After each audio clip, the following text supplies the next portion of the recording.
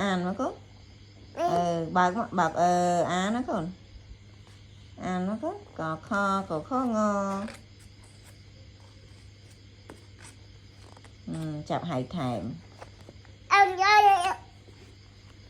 nó có bẹt đau phơi mà chàng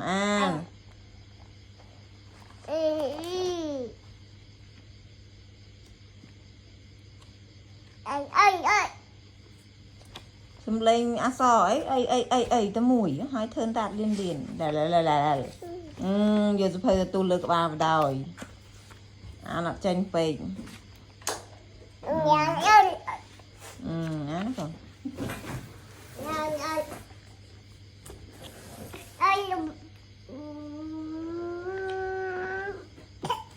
no không có rây tiệt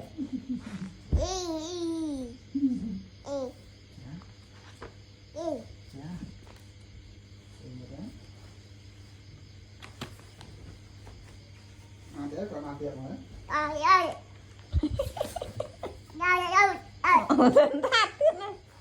Có kho ngao chả nhà nó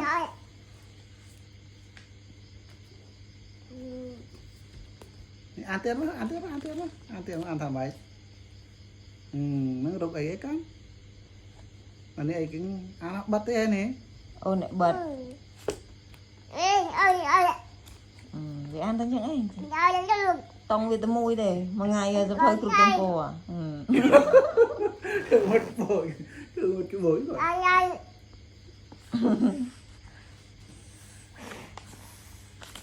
giờ chơi tròn ấy cái ăn được mà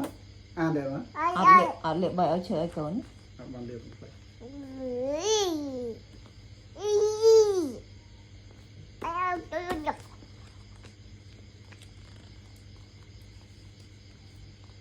thả mấy con thả mấy cái thả chứ phòng cho nó đọc ơi kìa lần xích phòng cho là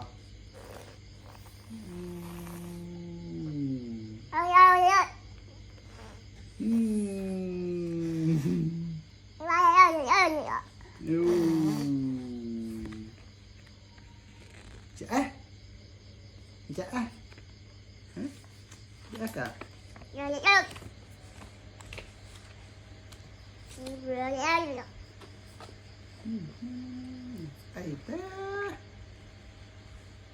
ai ta